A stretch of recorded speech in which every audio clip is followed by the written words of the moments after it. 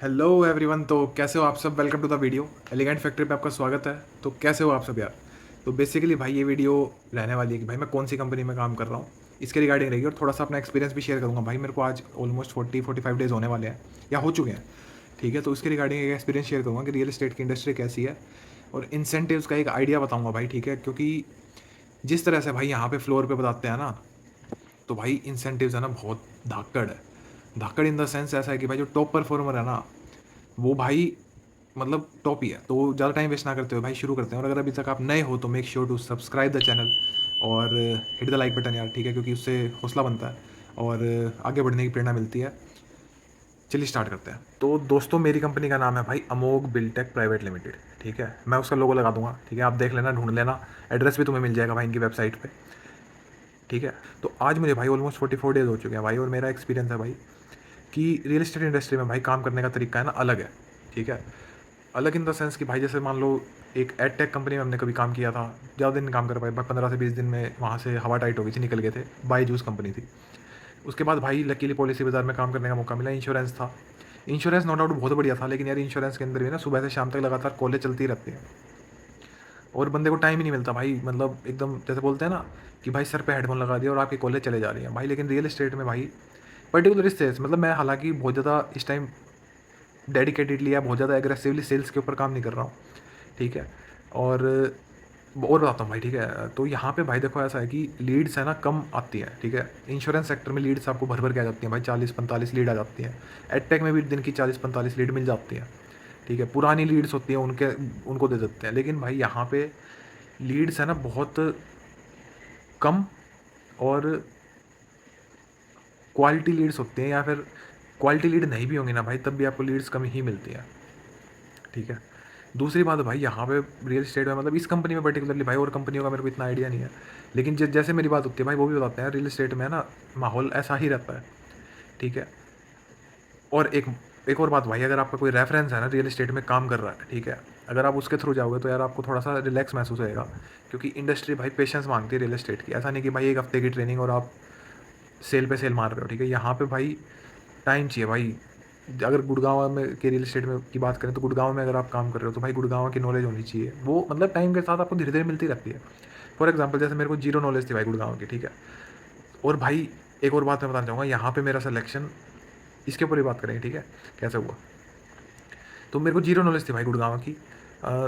लेकिन फिर भी भाई मैं धीरे धीरे अब सीख रहा हूँ क्या प्रोजेक्ट्स हैं, किस तरह से यहाँ पे सेल होती है, क्या क्राइटेरिया है। ठीक है, कौन कौन से प्रोजेक्ट हैं, क्या साइटें हैं, कहाँ जाना पड़ता है। ठीक है, तो ये सीन है भाई। ठीक है, तो इंसेंटिव्स की बात भाई, चूँकि वीडियो बहुत ज़्यादा लंबी नहीं हो रही, इंसेंटिव्स की बात बताता हूँ भाई। इंसेंटिव्स भाई देखो बहुत हैंडसम इंसेंटिव है। फॉर एग्जांपल भाई एक और बात बताता हूँ, यहाँ पे रियल इस्टेट की मतलब यहाँ पे है ना भाई, जो बंदा पिछले जैसे 4 साल से 4-5 साल से डेडिकेटेडली लगा हुआ है एक ही कंपनी में, मतलब जो कंपनी का ओल्डेस्ट बंदा है ना, और यूँ समझ लो मेरी एज के बराबर है, मेरे से 1 या 2 साल सीनियर होगा। ठीक है, तो भाई वो बंदा, अब मेरे को नहीं पता ये अमाउंट बोलनी चाहिए कि नहीं बोलनी चाहिए, लेकिन वो बंदा 30 लाख क्रॉस कर रहा है इंसेंटिव्स में। ठीक है, एग्जैक्ट नंबर मेरे को नहीं पता भाई, मैं बोलूँ कि ना बोलूँ, लेकिन आप समझ लो इस साल भी उसका रेवेन्यू कम से कम 30 लाख क्रॉस कर ही जाएगा। ठीक है, तो भाई आप ये मान के चलो कि अगर आप 4-5 साल आपने रियल एस्टेट को लगा दिया ना, तो आप कहीं ना कहीं आप पहुँच जाओगे। ठीक है, लेकिन शर्त यह है कि भाई आपको कहीं ना कहीं से सपोर्ट मिलना चाहिए। बेशक वो आपके टीएल सपोर्ट करे या आपका मैनेजर सपोर्ट करे। ठीक है, क्योंकि रेफरेंस से बहुत फ़र्क पड़ता है भाई। और और ये मैं पर्टिकुलरली सेल्स की बात कर रहा हूँ भाई, क्योंकि जो बंदा आज 30 लाख रुपये उठा रहा है ना, तो मैंने भाई डिस्कस किया। ठीक है, तो उन्होंने भी कहीं ना कहीं शुरू है ना कोल्ड कॉलिंग से किया था। ठीक है, मतलब दिन की मान लो कूड़े के ढेर में से सुई, मतलब यूँ समझ लो भूसे के ढेर में से सुई ढूंढने वाली बात थी। वहाँ से शुरू किया था भाई, और आज उनके पास मतलब क्लाइंट बेस इतना स्ट्रॉग है, मतलब उनका ट्रस्ट मार्केट में इतना बना हुआ है कि उनके जो क्लाइंट है ना, उनके भरोसे पे चेक देते हैं कि भाई ले लो। तो ठीक है भाई, ये क्लाइंट डेवलपमेंट ये टाइम के साथ साथ होती है। लेकिन जो डाटा मैं अभी बता रहा हूँ ना भाई कि इंसेंटिव्स का, ये डाटा है भाई टॉप परफॉर्मर का। इसको यूँ मत समझना कि यार एवरेज बंदा 30 लाख उठा रहा है। भाई बंदे ऐसे भी हैं जिनकी साल साल भर तक कोई सेल नहीं होती, या जिनकी 2 या ढाई 3 महीने में सेल नहीं होती ना भाई, उनको तो वैसे ये रवाना कर देते हैं। तो भाई अगर आपके पास एक रेफरेंस है, या अगर आप रियल इस्टेट में एंट्री करते हो ना और आपको पैसे कमाने की थोड़ी सी लगन है कि यार ठीक है, और काम सीखना चाह रहे हो, तो भाई एक बार रियल इस्टेट जरूर ट्राई करना।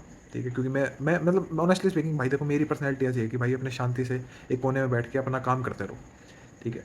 लेकिन यहाँ पे सेल्स में मेरे को नहीं लगता कि मैं बहुत लंबा टिक पाऊँगा, लेकिन भाई क्योंकि मेरे आसपास के लोग ऐसे हैं, मेरा माहौल बना के रखते हैं कि यार ठीक है, काम करना है, ये काम है, कोई टास्क मिल जाएगा कि भाई ये डॉक्यूमेंट के अंदर ये एडिट कर दो, ठीक है, ये डाटा चढ़ा दो इस डॉक्यूमेंट में।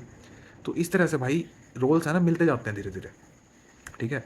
तब आपका माइंड भी डाइवर्ट हो जाता है कि सिर्फ एग्रेसिवली कॉलिंग नहीं करनी है, ठीक है। तो मैं घर से सोच के यही आया था कि यार इस बार है ना, अगर कंपनी निकालेगी तो निकालेगी, मैं खुद से नहीं जाऊँगा जब तक थ्रेशोल्ड नहीं आ जाता। थ्रेशोल्ड इन द सेंस मतलब जब तक मेरा दिमाग फट नहीं जाता भाई, ठीक है।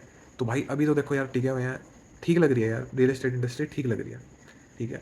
काम करने की काम करना एक ज़रूरत भी है, ठीक है। तो ये बात समझ लो, काम करना ज़रूरत भी है, तो भाई काम तो करना ही है।